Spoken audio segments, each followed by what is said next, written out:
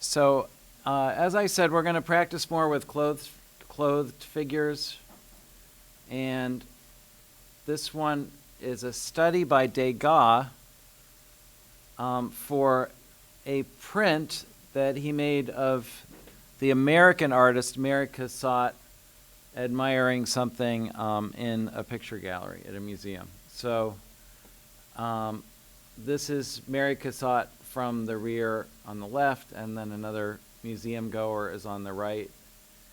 And he made a painting from this, which we'll look at the end, and he also made a lithograph from this design. And you'll notice that he gridded these up for transfer, probably onto the canvas.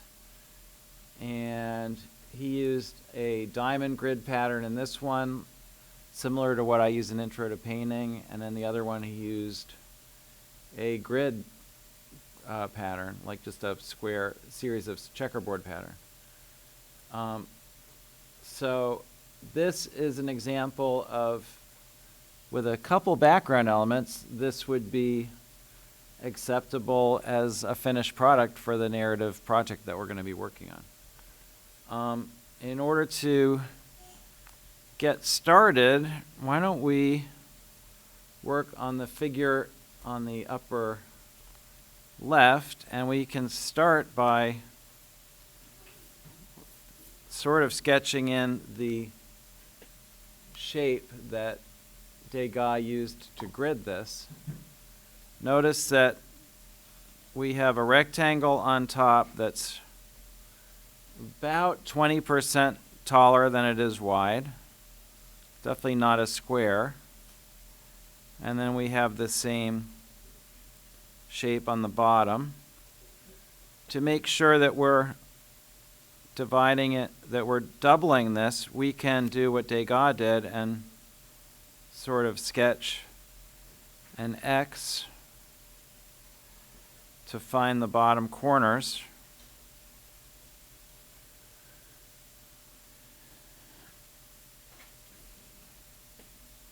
And then we can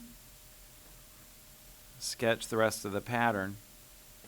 I know it's a little harder to do this without rulers, but this is good practice for a freehand drawing technique. So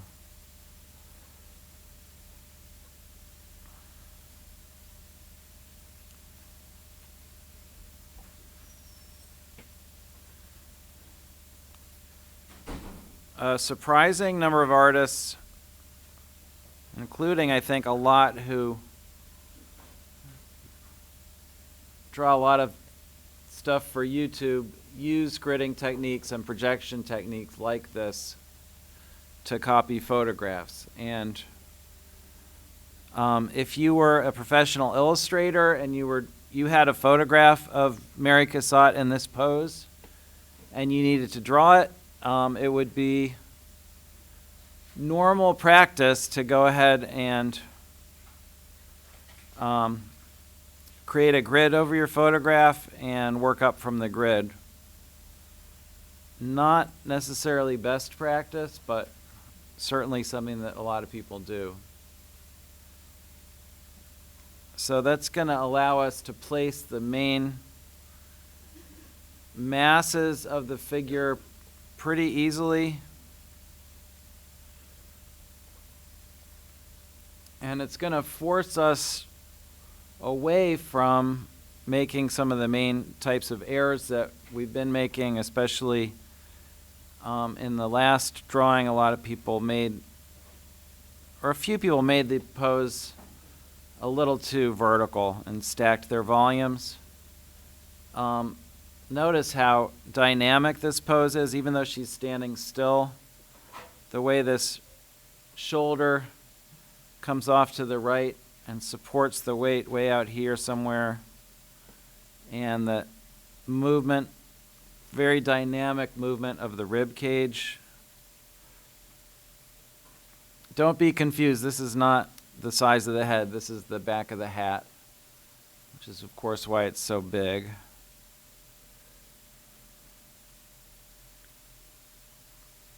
And I'm just trying to sort of mass in the main shapes on top of this grid.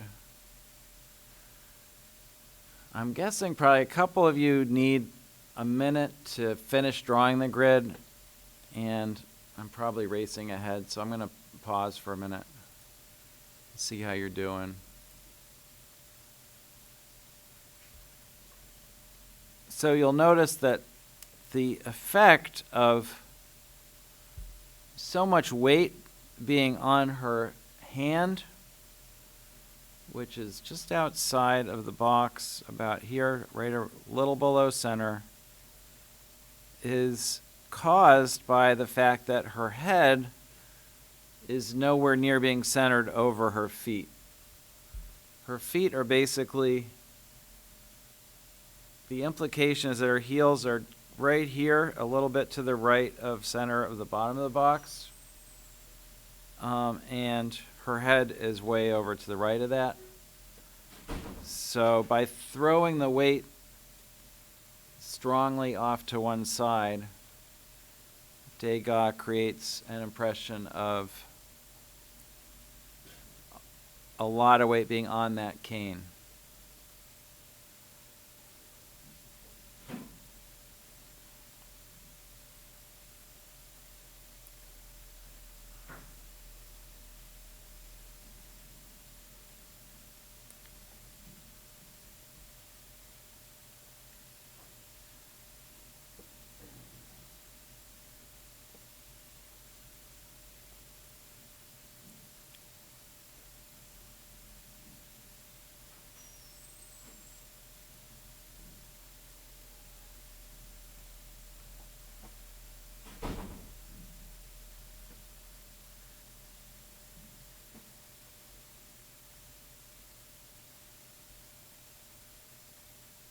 And because she's got so much clothes on, I didn't even try to find the pelvis in there. I just I found the rib cage, and after that I'm blocking it in, right? I'm thinking of everything more in terms of straight lines than curved lines, and I'm thinking how long they go, and that's about it.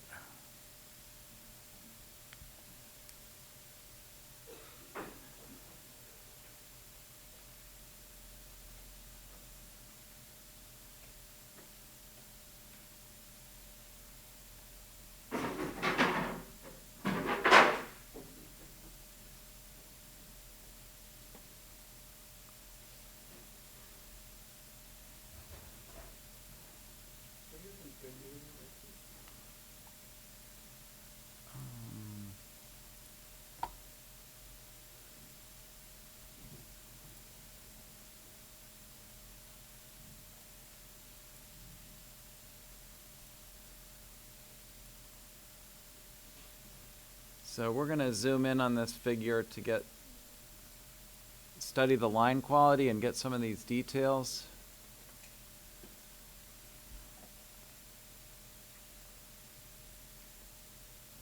Most of you have probably heard of Degas. He's considered one of the best draftsmen who ever lived, so this is a great person to learn from.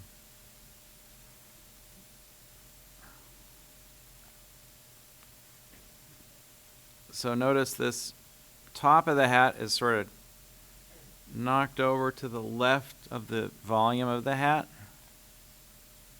And here's where we want to try to actually capture Degas' line quality as much as possible. It's really very simple. He probably did this drawing faster than we're going to do it. And it's just sort of fascinating to see how he creates a texture with these beautiful loops.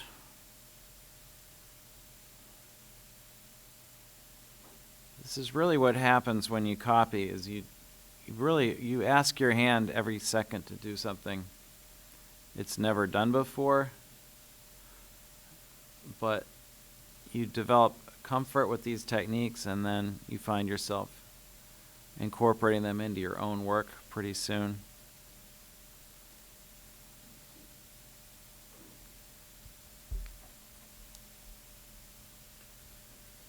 look at that. It's so simple and so effective, that little rendering of that hat.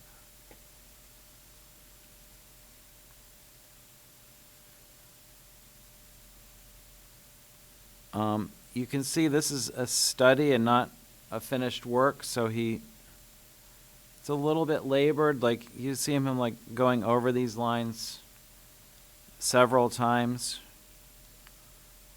but he's still using a continuous contour. Like, you see, like this, he's gone over this a few times, but it's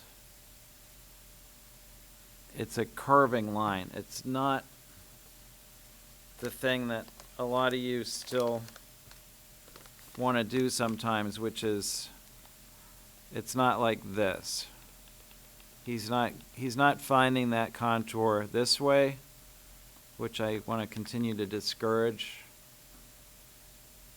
He is finding it once like that, and then he's refining it by going over it a few times like that.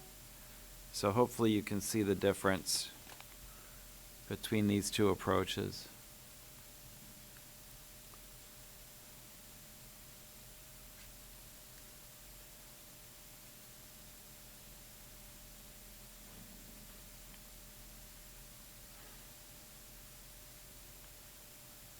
And I really promise you, like,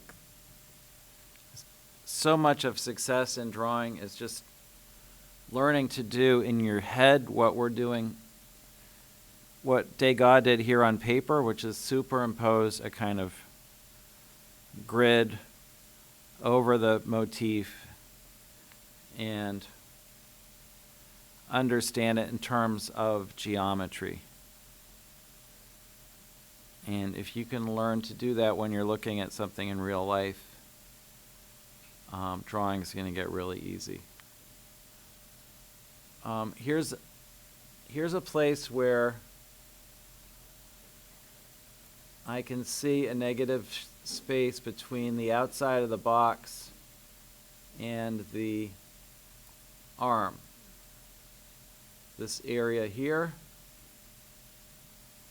And it's going to get the space correct between the arm and the body, it's going to be really useful just to copy that shape. So that's what I'm going to do right now.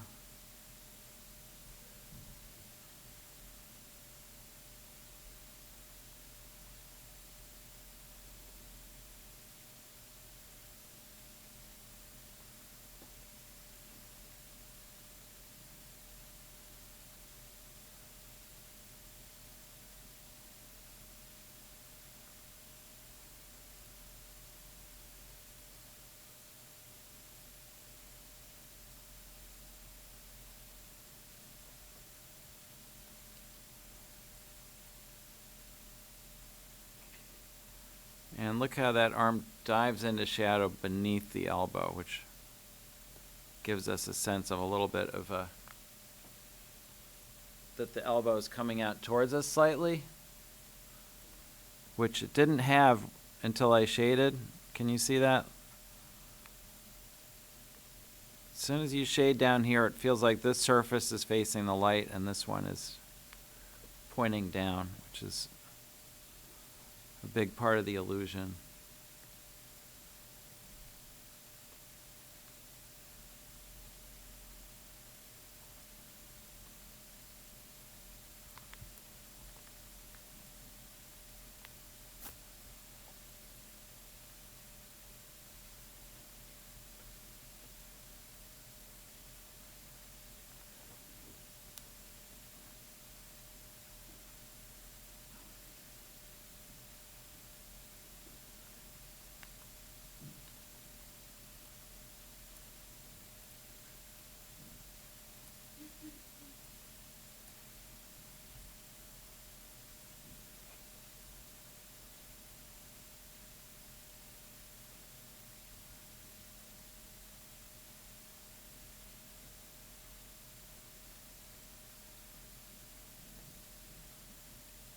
If you remember some of the proportions we learned this year, the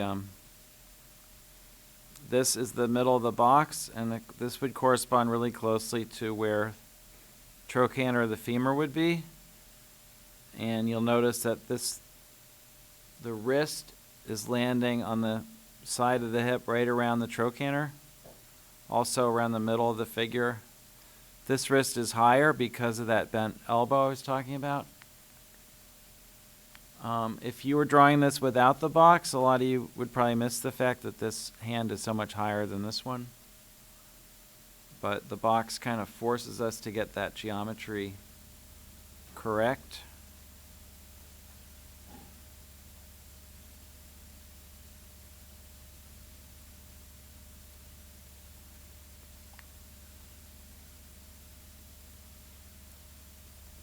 And this is a cast shadow because it's underneath this little jacket, and it gives a sense that the jacket is projecting out over the skirt a little.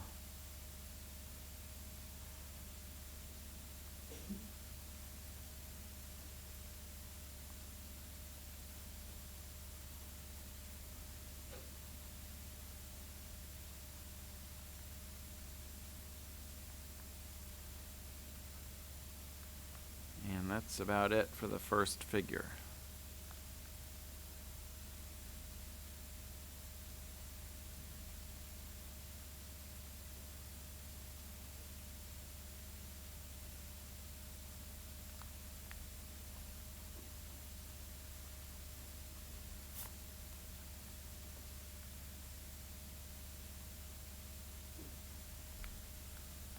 Just addition of the cane, and then it will be time for lunch.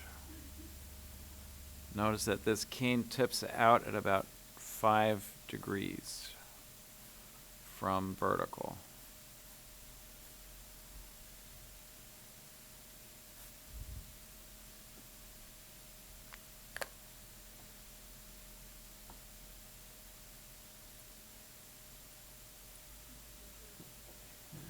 So we are now going to begin the second figure,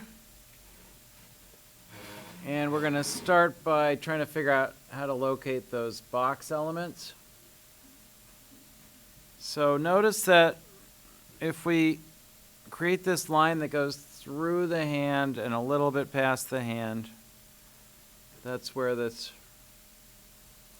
box begins.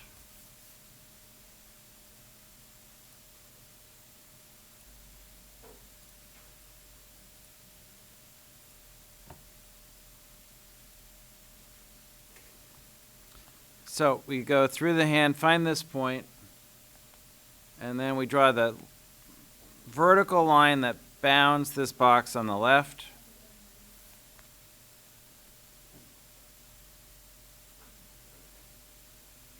And notice that this first horizontal is just a little bit below the level of the hand. And the second horizontal up here is slightly above the height of the elbow. And the next one down is, so these are going to be the same intervals, so we're going to go down to about here, which is roughly the knee level of the other figure. And another one is just slightly above the bottom of this box. And the last one is one more interval down, like that.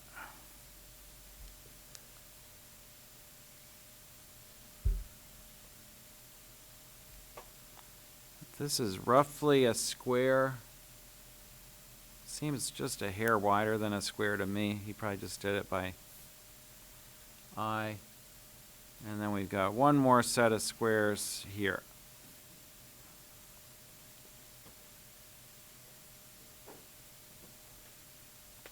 So we're going to fit this figure into this little set of 8 boxes, 2 columns, 4 boxes each. Notice this foreground figure is going to be scaled up a little bit bigger than the other one. And for this detail area, I think I'm going to create an extra subdivision for you to look at. Like that, because we're just going to start with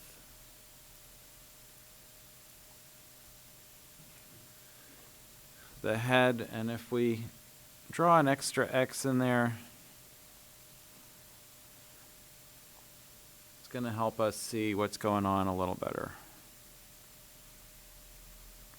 See how the ear fits right inside this V? And again, we're going to use negative spaces to help us when applicable. So we've got negative shape here, a negative shape here, here, and here. So if you start by getting those negative spaces about right, and you get the ear in the right place, it's going to be hard to make any major proportion errors. See how that works? It's like pretty easy.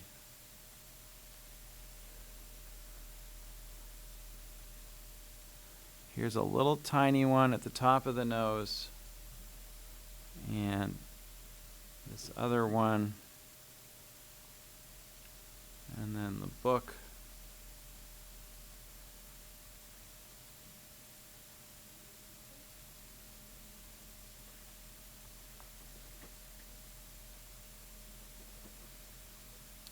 I'm going to get rid of these because they're kind of in the way a little bit. So notice she has sort of an opened mouth.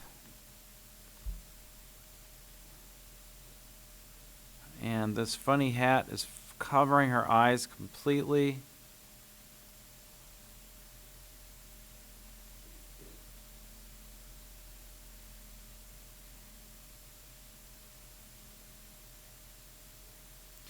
And she's got this little guidebook, and she's sort of clutching it to her face. I'm not sure what she's reacting to, but it's definitely a very animated. Both these figures are, considering they're just sitting quietly in a museum, both the figures are quite animated.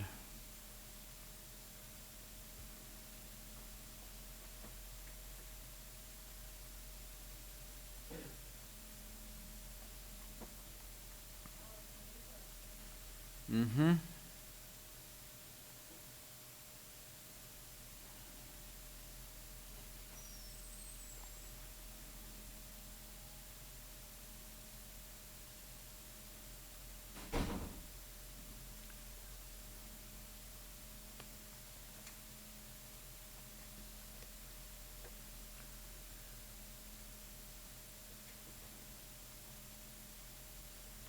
So we're going to do a lesson later this week on drawing hands.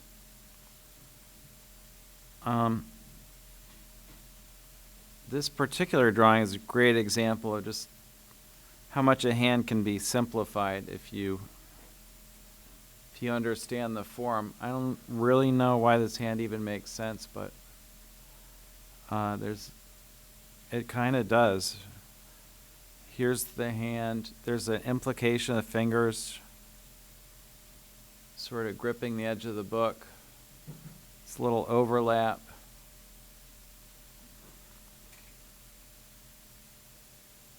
And notice this. I made that a little big because the middle of this box is where this point is here. I should draw that for you. We're looking for this little negative space at the middle of this box, and then the cuff of the sleeve extends around it, and the hand emerges from the cuff with the overlapping the cuff and back.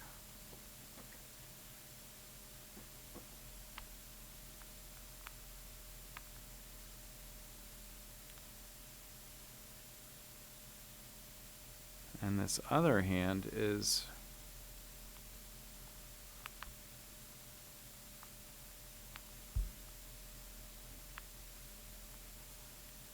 almost clumsy, but notice the figures are wearing gloves, and that's partly why the hands look a little bit sort of bulky.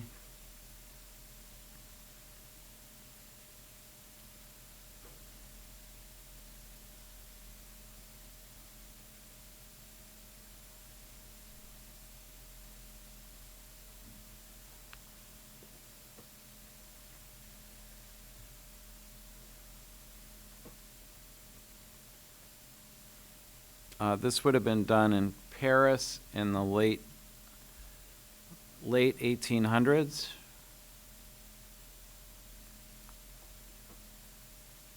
And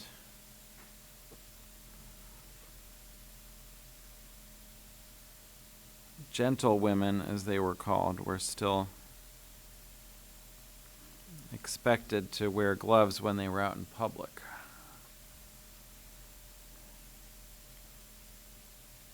A tradition that lasted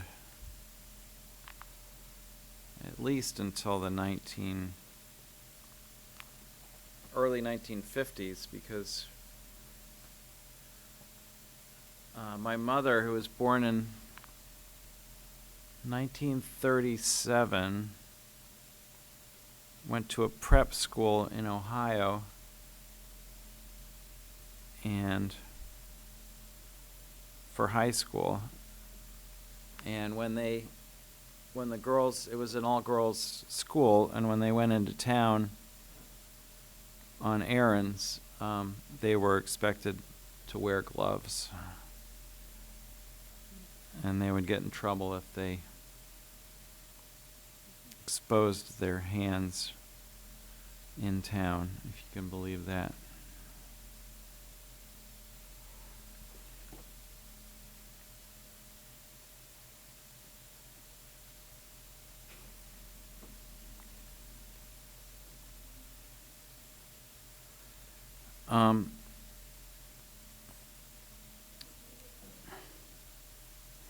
Notice that we go out past the grid over here. I didn't even try to sort of block this in with a rib cage and a head. I'm leaning on the fact that there's a grid, and I'm not really thinking about the volumes too much. I'm just sort of connecting the dots.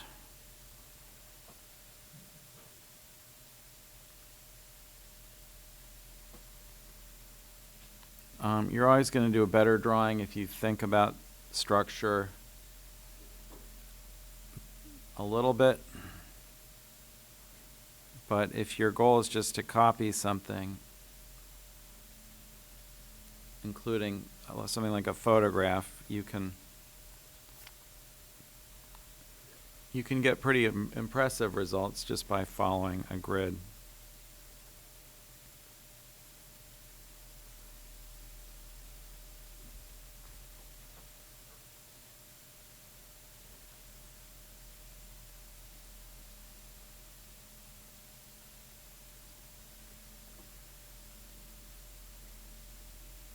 Again, here's a nice negative space inside this corner. You can just block that in.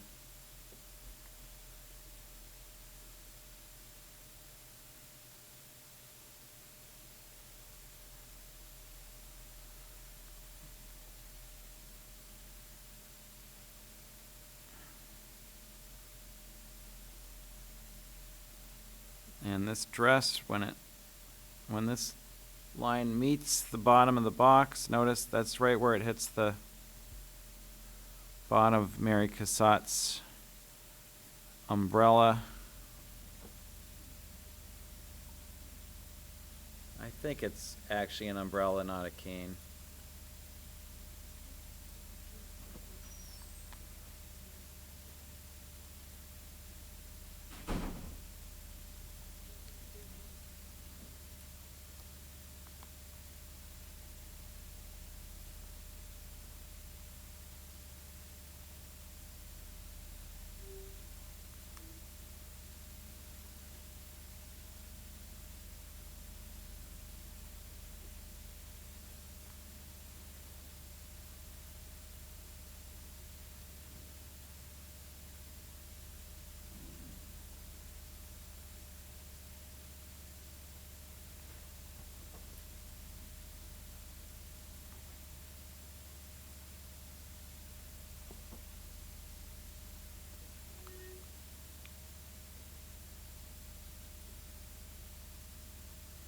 Oh, what did I do?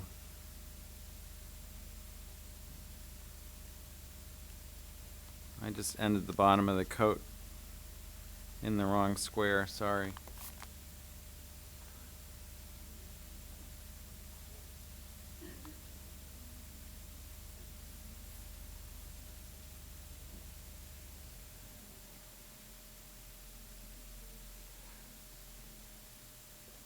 Oh no, I put this in the wrong square.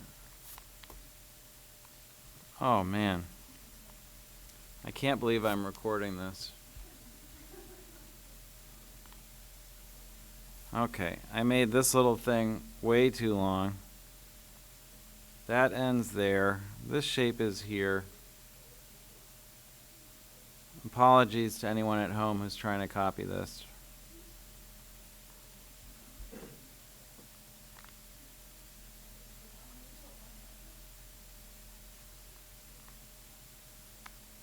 Okay, that's better. Yes. Yep.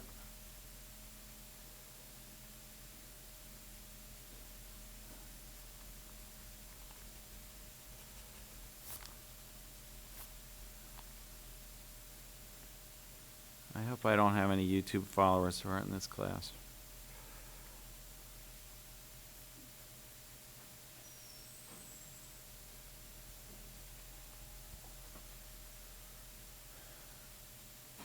Well, this is a great lesson on what happens when you really don't think about what you're doing and you just try to follow the grid. So the drawing should end inside this square.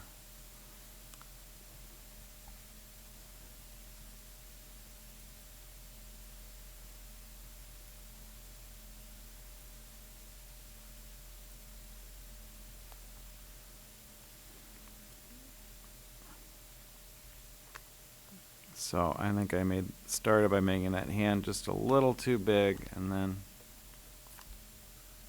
whatever this thing is, way too big.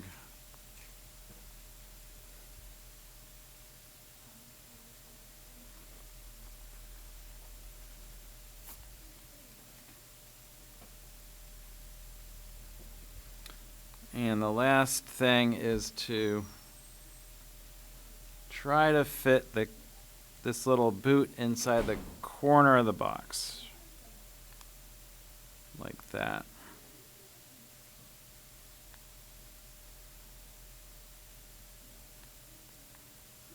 I know some of you guys noticed what I was doing wrong a minute ago.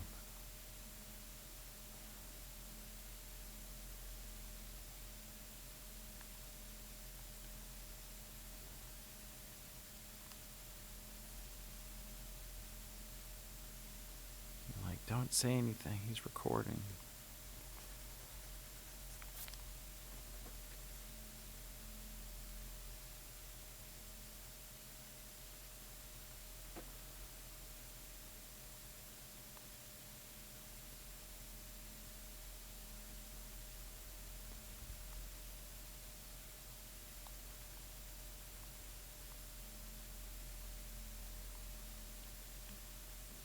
It is funny just how compressed this figure is. It's like she's really almost crouching, like very doubled over. Yeah, she's sitting down, but she almost looks just doubled over. Okay, I'm going to call it a day on that one.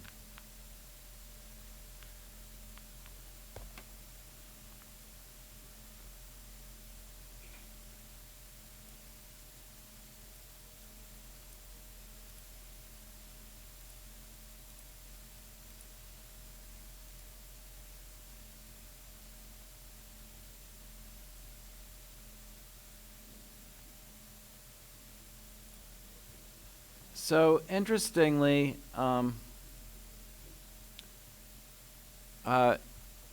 Degas seems to have used this study for two projects. This is a painting that he did of Mary Cassatt at the Louvre, and she's looking at pictures. You can see this is very close to the drawing we just copied. And then he also created a lithograph of the same theme, and he must have transferred it without reversing it, because you can see that everything's backwards. So if you transfer onto a printing plate, you're going to get a mirror image, and it's exactly the same relationship between the figures, but for some reason in this one she's not looking at painting, she's looking at he thought it would be fun to have her looking at some kind of a, probably an Egyptian or Roman statue inside a glass case. So it's sort of interesting, I think, that he decided to use this study for two separate and really quite different works. And it'll help you, I think, overcome the notion that, like, when you see a realistic drawing or painting, you're seeing something that actually happened. Obviously, one of these scenes might have happened, but one of them did not, because the same figure study is represented in two very different backgrounds. So I think that's sort of fun to think about.